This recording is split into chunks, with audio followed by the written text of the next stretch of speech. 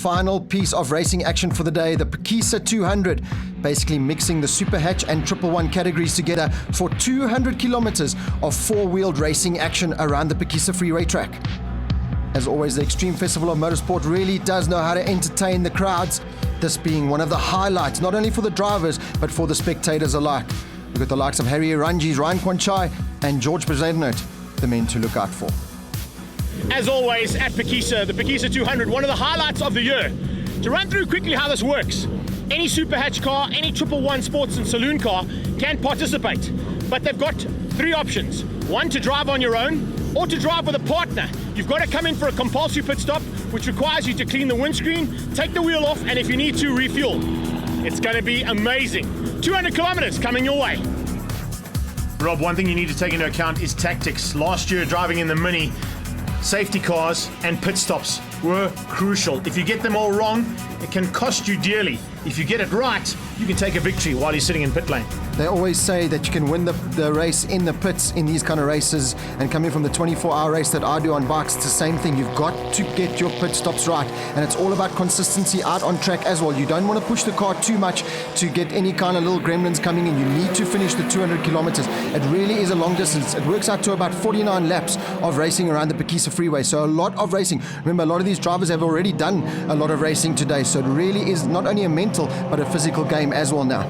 A nice start there from Lee Thompson. He leads things out as they go through there. He'll be partnering up with Louis Robertson. And as we go on board here with the doctor, Philip Meyer, a bit further back in a 924, him and Harvey Walbanger will be trying to fly the flags high for the Porsche fans. As you can see, it's already starting to get a little bit hot and interesting in the mid-pack there, as we see one of the champions of Super Hatch there, Van Nieuwenhuizen, having a little bit of a run, but he's tucked in, and I can tell you it's not going to be easy to get through on some of these cars. Remember, the power differential is also something you need to take into account. Fortunately, the weather I don't think is going to change. We might see it get a bit darker, but probably not as dark as what it got last year, where we went almost into nighttime conditions. So let's have a look and see how these guys start to sort things out. It's pretty much just feeling each other out right now. You don't want to throw the car away. You don't want to put it onto any accident-prone positions, because otherwise that's just a waste of time. Come all the way here and you haven't even completed one lap yet. Yeah, and there's some very brave men out there. Harry Erangi's, George Bezaidenhout, Zander Roos, all just driving in the car by themselves. No teammate required. So it really is a lot of pressure on you. But like you said, Greg, in 200Ks, it's all about the opening laps. You do not want to do anything to risk any kind of things going wrong on your car and putting the car in the weeds. You've got 200Ks. It's a lot of laps to do. It's all about consistency. And at the moment, you can see starting to feel each other out. But the likes of Harry Erangi's and George Bezaidenhout and Zander Roos, watch out for them to come through the field. QUAN-CHAI and Mark Totoy, that's really a good pairing there, so watch out for them. Bezaidenhout just going up on the inside and getting past the BMW there, and already starting to tick one off. Guys making massive progress is Jeff Kruger there, the Steam Shore Combustion Polo, the orange car there just in the front end of the shot. He's ticked off about 4 or 5 cars. Remember, he's sharing with his dad, John Kruger. Jeff doing all the majority of the work, and I'll hand to John a bit later on. QUAN-CHAI and Totoy sharing this car behind George Bezaidenhout. And that little Nissan, of course, is pretty much bomb-proof, that Primera, an ex-South African touring car, championship-winning car. It's won a couple of championships on its own and 111 championships as well. And the man behind the wheel, George Bezaidenhout, a very accomplished driver. So you're not going to find an easy way past him. QUAN-CHAI and Totoy will work hard through the race and possibly look for some pit stop strategies to help him out. Or just get him on the brakes. Yeah, on the brakes, into the right hand. A classic move here at Phakisa Freeway. And I was talking earlier about brave men. Well, we have a brave lady out there, Mel SPURR. She's sharing the car with Jonathan Totoy, so she's going to hand over to him just now. But doing a good job out there, running in about 28th position at the moment in the Honda Civic. This little battle is starting to heat up here. Jeff Kruger. And it looks like Mornay having some fun and games along with him. Hilton Van Nieuwenhuizen, Mornay Himon, and Jeff Kruger, all Super Hatch contenders and all in the thick of it. And side-by-side action as Kruger comes alongside Van Nieuwenhuizen. Probably have what it takes. I think Hilton will probably give him a little bit of room to play. Well, not a hell of a lot of room. You've got 200 kilometers, gentlemen. Yes, indeed. Gives him enough just to get through Untitled 1, but he'll probably come back at him down the back end of that back straight away. Let's see if he gets into the slipstream. On board here with Hilton Van Nieuwenhuizen, ASAP Citroen C2. And it looks like the Polo's got a little bit of extra grunt down that back straight. Yeah, those men treating it like a sprint race at the moment, the way they're bashing and barging themselves through the field. And it really is all about keeping your consistency and not making any mistakes. 200 kilometers around the track is not an easy thing. And like you said, the weather, it's still quite hot out there. So we're going to have to look out for things like dehydration and fatigue from the drivers out there.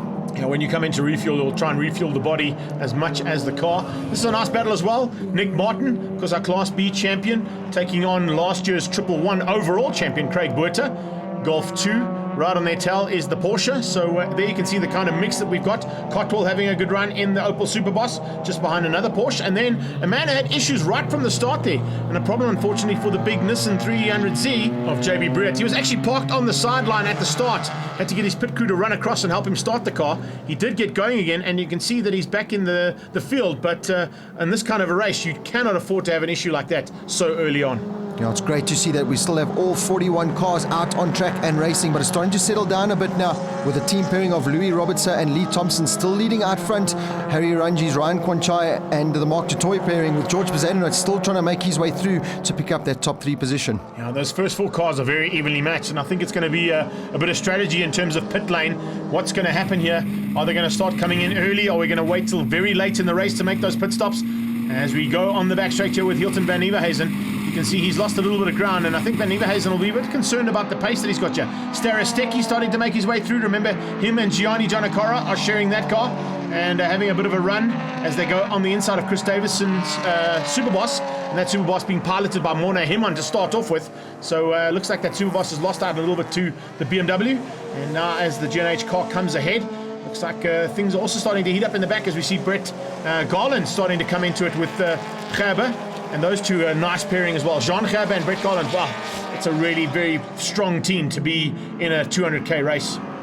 Now, it amazes me that this little VW Polo of Lee Thompson is leading out front when he's got the likes of Ryan QUAN-CHAI in a BMW Z4 and Harry Ranji's in a Porsche 944 behind him. So that little VW Polo doing a great job leading out at the moment. But we still have some pit stops in that to do. And like we said earlier on, it's all about how efficient you are with your pit stops. Golf 1 battle of note there, heading through. And problems. Oh, there's a problem. Hilton van Nieuwenhuizen pulling to the sideline. That's a massive issue there for the Super Hatch champion.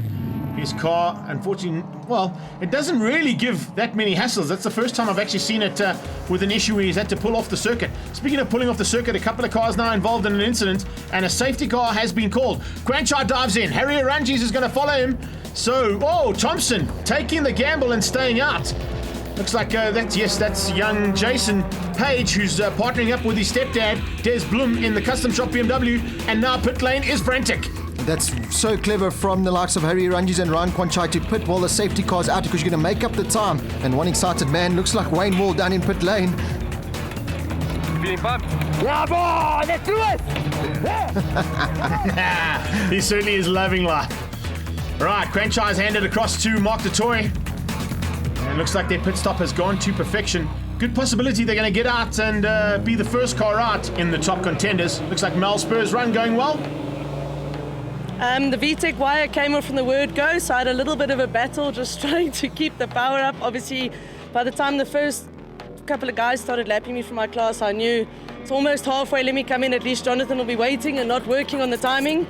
So thankfully it was a small fix. Hopefully we haven't lost too much time in the pits. I lost plenty of ground on track, but thanks to Peter, thanks to Super Hatch, it's been an awesome time. A couple of cars with a little bit more terminal worries than most. Hopefully they can get them all sorted out. Ishmael Beloy's Civic making its way onto the circuit as Philip Meyer does a quick tyre change and driver change. Excellent. Good riding, eh? It was tough out there with the sun setting and creating some challenging conditions for us, and the back marker slowing us down a bit, but it was an excellent race. Quick change in the GNH Transport BMW as well, and some fuel in the car. The custom shop BMW comes in as well, and there's going to be a happy man that climbs out of that car. His stepdad, Des Bloem's going to refuel it and get in and take over from Jason Page. No, it's too amazing. You have no idea. I ran off there by a turn, I don't know what, but it was absolutely amazing. Not a bad effort for your very first drive ever in a motor car. Let's find out how another guy's going, a youngster. This is Jeff Kruger.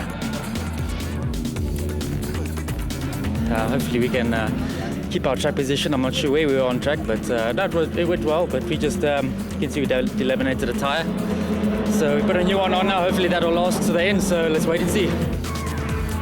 Now, Rob, we did mention the fact that Phakisa is very hard on tyres. Some of the guys getting it wrong. Mark Gregory has parked it in the kiddie litter. That's at Coca-Cola. George Iceland also having some issues in his Polo. And sunset now means that we're coming very close. Oh, no, the custom shop BMW is also out. Des Bloom actually put that car together in the week leading up to this race. So a little bit of teething issues probably still to sort out on that. Right now, if I'm not mistaken, that should be the leading car, although it's going to be very closely matched by the Porsche of Harry Arangis. It's going to be tight between Du Toit and Arangis for the win. And you can see now George Bezuidenhout up into third place. And the big losers there, Louis Robertson and Lee Thompson, not coming in for that pit stop where the pace car was out, has demoted them down into fourth place from leading. So, they'll be devastated with that. Yeah, I didn't quite go according to plan, but it's a risk that they took. Oh, there we go. Risks. Some guys taking a bit more risks than others. Big Golf 2 getting out of shape. Speaking of Golf 2s, there's Eddie Leach. And a nice run from him. He was all on his own sim as well. And I think he's about third place in Class D for the 111 aspect of this race. But I think that race is not done just yet, because there's a Golf 1 and Golf 2 that are not quite finished in terms of the battle that they're having. Yeah, the sun setting now really is starting to play into the hands of some of the drivers, because they really are struggling to see out their car number 924. That's Roy Aubrey and Terry Wolford, unfortunately, pulling out as well. So we're really coming into the final stages here now, and the car's starting to take a beating. So it really is the survival of the fittest with drivers and cars alike now out on track. Looks like an issue on the G&H Transport BMW there for John O'Cara. He slows and pulls to the sideline. John Kruger now starting to fight with Chris Davison for top 7 honours. Nick Martin involved in that little battle as well. So an epic battle there with the Super Hatch guys. Unfortunately, problems for Robert Stoltz. The front left wheel off the car, as you can see. Pretty self-explanatory what the problem is there. Mark Du Toit, with only a couple of corners to go, looks like he might have done everything right. It's going to be very close though. Not quite sure if it's going to be him or Arangis, but coming to the line, it looks like Du Toit's got it. He has done everything right, and him and QUAN-CHAI are going to cross the line and take the checkered flag. And it looks like the possibility of the victory going to the Trans-Africa Racing BMW, and the flag is out. Well done to that team. They crossed the line, but we'll have to wait for official confirmation as to whether or not they've beaten this man who's about to come across the line and comes through on Louis Robertson, who was actually teammate to Thompson. They led almost all the way through. And as you said, Rob, unfortunately, the strategy didn't work out. There's Arangis also taking the checkered flag and eventually being gifted the win there after the COC and the timekeepers have given the official result. QUAN-CHAI and Du Toit in second, Bezuidenhout in third, with Robertson and Lee Thompson down in fourth ahead of Yanni van Rooyen. Good run from Garland and Gerber to finish up in 9, and Staris Teki and John O'Cara in the top 10. Spies and Petersen in 11th place with Philip Meyer and Mark Harvey in the Porsche. In 12th, we caught up with Du Toit and QUAN-CHAI. Yeah, I mean, I had a pretty uneventful race, just making sure that we kept the lap times up and felt that the car was going fine, so I enjoyed my stint. It was a tough start. I slipped a gear off the line, so I pushed back to third and I had to fight back to second, and managed to pit under safety car, so it was a good run. Thanks, Rob Portman, for joining me in commentary, and we'll catch you at the next round at Swartkops on the 21st of May.